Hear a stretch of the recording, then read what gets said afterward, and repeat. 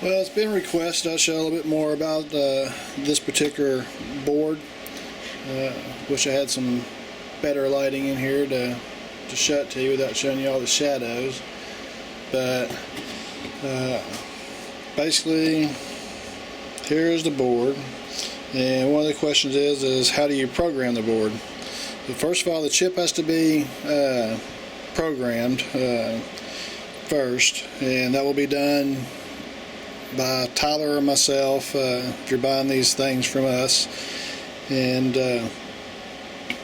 so I guess first we'll start off with right now it's playing ambient music, and I'll turn up my computer speaker so you can hear the ambient music.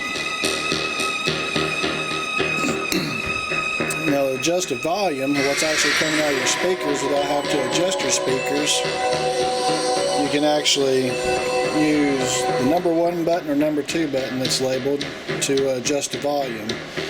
So you hit the number 1 button and the volume goes down, as you notice. And you hit the number 2 button,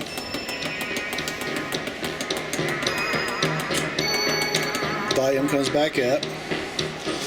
Now when you're ready to actually program a particular prop, first thing that I'm going to turn the speakers down, but the first thing that you'd want to do is figure out how long do you want your prop to last, as far as how long you want to go through. So if you know that it may take up to a minute for your prop to go through its full cycle, or 2 minutes or 4 minutes, you need to know that. And then if you want it to delay, that's between the cycles that people are trying to activate it, you can delay it 1 to 15 minutes. And so or you don't have to have it delay at all. You can actually skip that delay process. That way every time somebody walks past your prop, it will activate. So what I'm going to do is I'm going to turn back at the speaker so you can get to hear the tutorial of the walkthrough that's programmed on the MP3.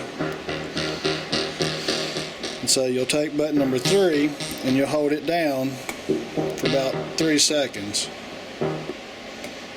Please enter your preferred maximum sequence length. Press 1 to select 1 minute, 2 to select 2 minutes, 3 to select 3 minutes, or 4 to select 4 minutes. Choosing longer times will result in less accurate timing. So what I want to do is I'm just going to go ahead and program just for 1 minute at a max. Our preferred trigger delay time.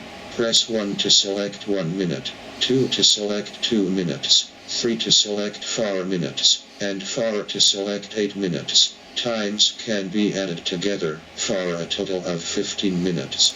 So you can have up to 15 minutes of delay if you wanted to, but I want to skip the delay function, and so I'm just going to hit the record button.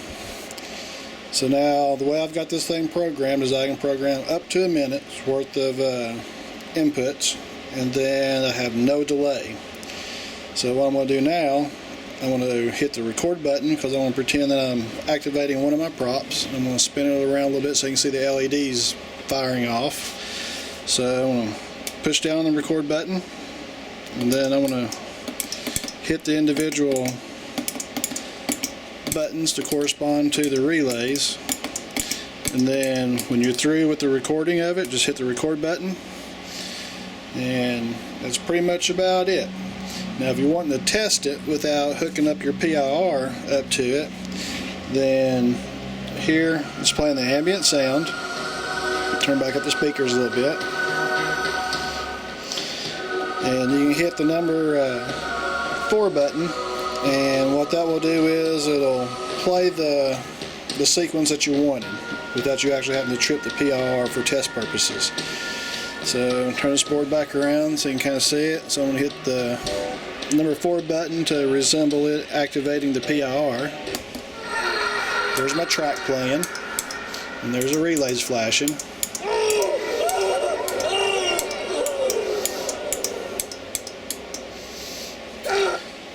And now that's as long as I recorded it for.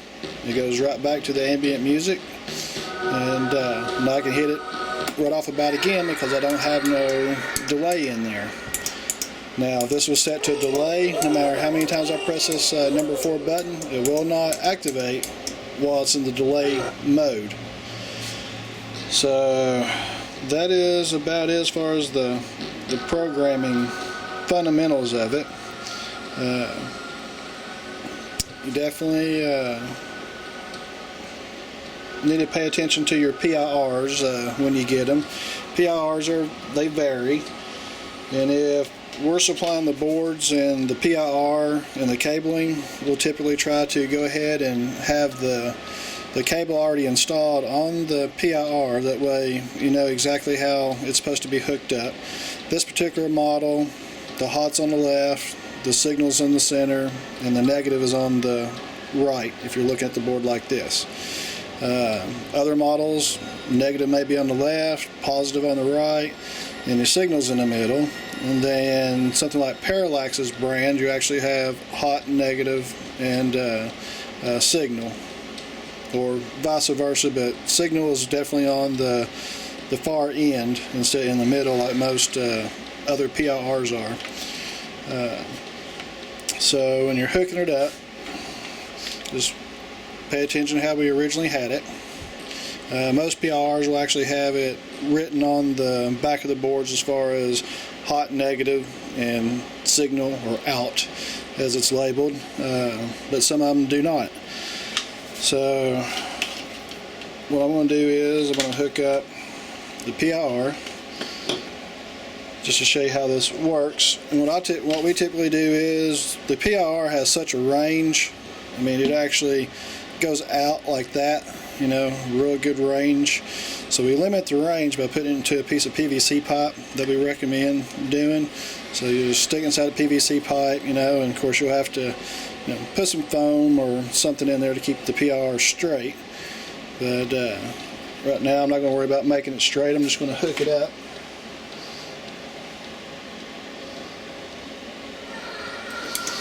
And so typically your PIR has to go up through a warm-up process. So I'm just going to lay it down there. These particular PIRs, they got a great range of sensing on there.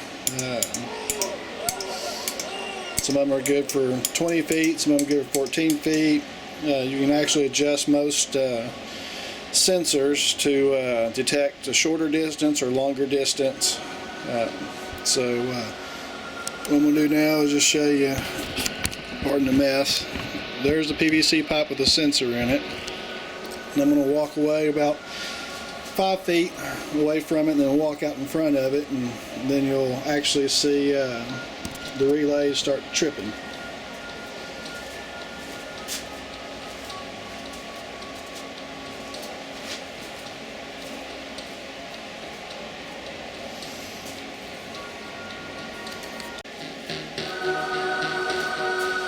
So here I'm about 6 feet away roughly, fix to walk out in front of it.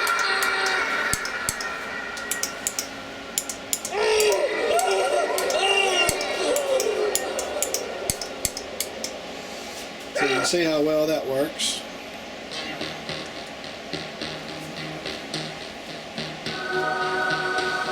And that is really about it. The relays can drive up to 10 amps. The circuitry is fairly well beefed up, so you handle the 10 amps no problem. 10 amps per relay. Has 10 amp fuses in it, which you can just pop these little caps off. So there's your fuses for each individual relay. So you can just snap it back right in the spot.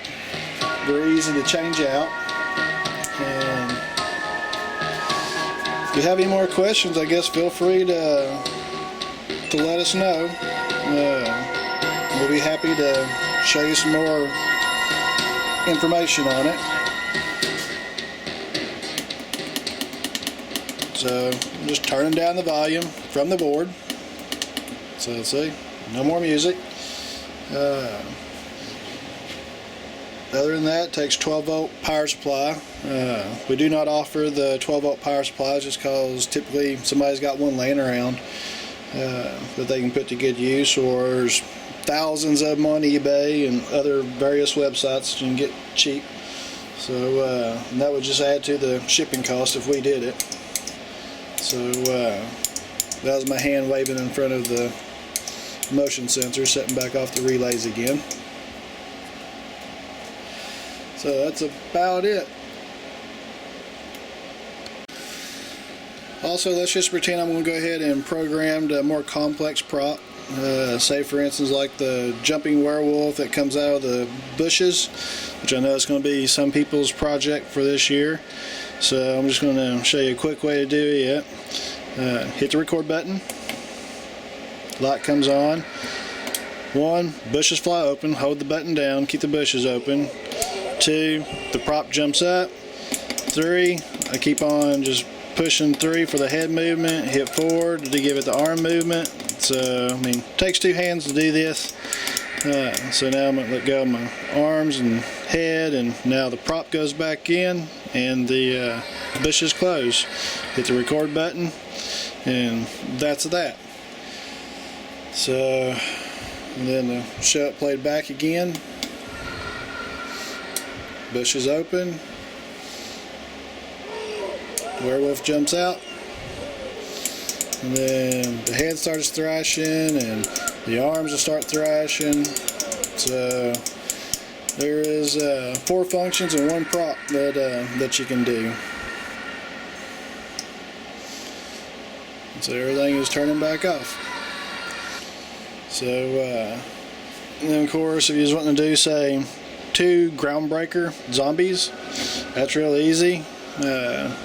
Which most people only have 1, but you hit record button, 1 and 2 for the first ground breaker, and then 3 and 4 for the second ground breaker. So there you go. Hit the record button when you're done and play it back through a test cycle.